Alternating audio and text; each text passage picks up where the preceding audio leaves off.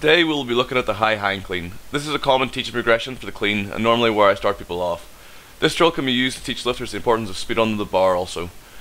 What we will do to start is talk over the set position, the top of the pull, and then go to look at some stills of the lift done with weight. Finally moving on to seeing how it pieces together as one movement. First of all, the set position. Grasp the bar using the hook grip as shown. Take a grip width similar to where you would put your hands in a front squat or deadlift. That is to say, slightly wider than the body width, and pick up the bar. Stand bolt upright, loosen the arms, sit into a quarter squat, keeping your shoulder behind the bar. Trunk vertical and weight on your heel. And now onto the pull. Push your hips to the bar and knees to the floor to initiate the movement. Shrug upwards and push yourself up onto the balls of your feet through the center of the foot. You might want to practice this 1 or 2 times, starting at a deliberately slow pace and speeding it up to get an idea of what you will do in the full movement. Now we will look at the same drill done with weight. As you can see, the starting position is pretty much identical. Bar high on the thigh, shoulders back, trunk vertical, knees bent, weight on the heel. The top of the pull is different however, as I have already started to move under the bar. This is where the cues pull under or shrug down can help the lifter grasp the urgency of moving into a squat to catch the bar. You will also notice the bar has moved in front of a center line. This is caused by the hip extension moving the bar forward.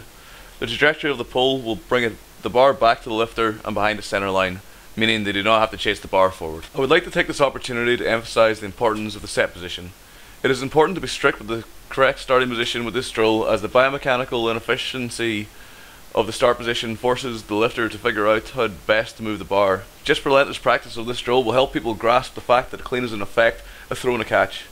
Any holding onto the bar with the hands during the pull and catch will be made painfully obvious to both the lifter and coach, as when sufficient weight is used in this drill it will cause a missed lift.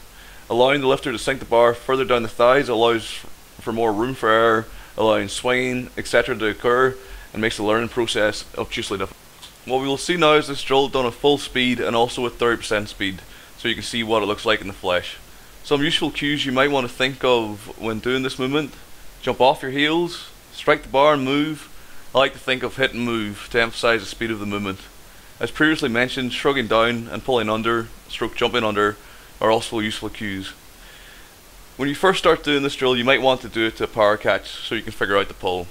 I however prefer to start with a squat catch when teaching if flexibility allows it, as I have found it makes the temptation to pull with the arms far less apparent for the lifter.